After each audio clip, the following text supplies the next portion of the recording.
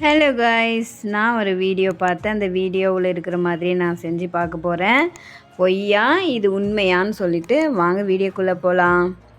இப்போ பார்த்தீங்கன்னா ஃப்ரெண்ட்ஸ், விபூதி, புளி, அப்புறமா பீதம்பரி பவுடரு, லெமன் சாறு, இது எல்லாம் பச்சை தண்ணியில் போட்டுட்டு ஒரு 1/2 hour விட்டு வெங்கல சாமானமெல்லாம் பூஜை சாமானமெல்லாம் அதில் போடலாம் அப்படின்னு சொல்லிட்டு இருந்தாங்க. அப்போ போடும்போது ஈஸியாக உங்களுக்கு நீங்கள் ரொம்ப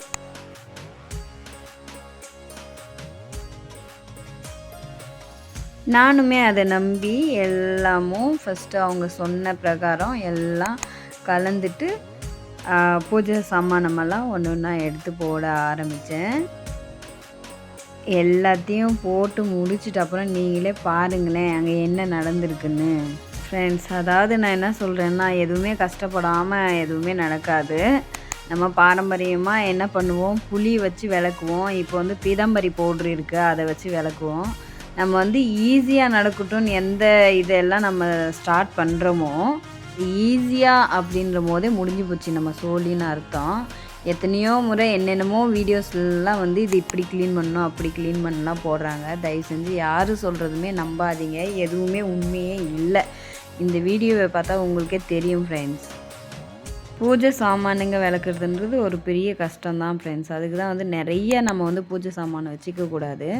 ஏன்னா எது தேவையோ அது மட்டும் வச்சுக்கிட்டு மிச்சது எல்லாமே எடுத்து நம்ம மேலே ஏற கட்டிடணும். இல்லைன்னா நம்ம விளக்குறச்ச ரொம்ப கஷ்டமாக இருக்குது. எல்லாத்தையும் எடுத்து போட்டு நம்ம ஒரே டைமில் விளக்க முடியாது. நம்ம ஸ்டீல் பாத்திரம் விளக்குற மாதிரியெல்லாம் இந்த பித்தளை சாமானுங்கள்லாம் விளக்க முடியாது. ஐயோ இது என்னடா கை வலிக்குது, இது எப்படி நம்ம விளக்குறது, நம்ம எப்படி க்ளீன் பண்ணுறது அப்படின்னு நம்ம பார்த்துட்டு இருக்கும்போது தான் ஈஸியான வழி ஏதாச்சும் இருக்கா அப்படின்னு நம்ம செக் பண்ணி பார்த்தோம்னா ஒவ்வொருத்தரும் ஒரு வீடியோ போட்டிருப்பாங்க, இப்படி க்ளீன் பண்ணலாம் அப்படி க்ளீன் பண்ணலான்ட்டு.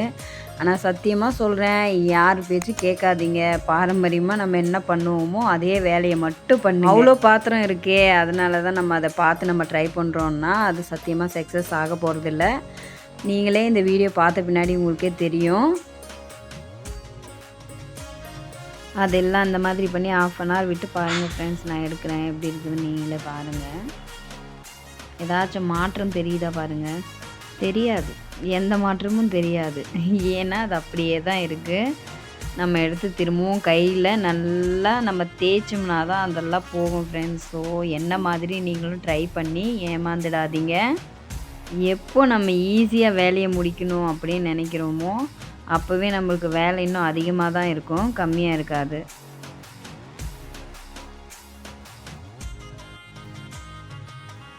No any change friends.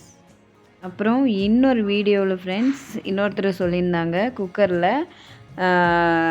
எல்லா பித்தளை சாமானுங்களும் போட்டுட்டு அதில் புளி, லெமனு, பீதாம்பரி பவுட்ரு இதே மாதிரி எல்லாம் கலந்துட்டு அதுக்கப்புறமா மூடி வச்சு ஒரு 3 விசில் வந்த அப்புறமா 3-4 விசில் வந்த அப்புறமா எடுக்கணும் அப்படின்னு சொல்லி நானும் 3-4 விசில் விட்டுட்டு ஒரு விசில் எக்ஸ்ட்ராவே விட்டேன் ஃப்ரெண்ட்ஸ். இன்னும் க்ளீன் ஆகட்டுன்ட்டு எடுத்து பார்க்குறேன்.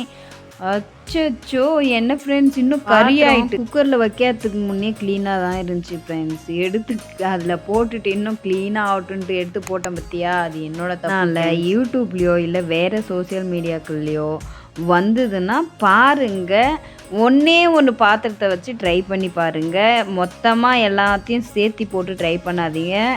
அது சக்ஸஸ் ஆகலைன்னா நம்மளுக்கு தான் கஷ்டம். நம்ம பித்தளை சாமானுங்க விளக்குறது ரொம்பவே கஷ்டம். அதனால தான் சொல்கிறேன், மறுபடியும் பாத்திரங்க கம்மியாக வச்சுக்கோங்க. அதாவது எண்ணெய் எவ்வளோ யூஸ் பண்ணணுமோ பாத்திரம் அவ்வளோ மட்டும் யூஸ் பண்ணிட்டு மிச்சதெல்லாம் எடுத்து வச்சிடுங்க. என்னை பொறுத்த வரைக்கும் அதுதான் நான் சொல்லுவேன். ஏன்னா அதிகமாக நம்மளுக்கு இருந்ததுன்னா பண்டிகை டைமுங்களில் நம்மளுக்கு பண்டிகை வேலையே நிறையா இருக்கும்.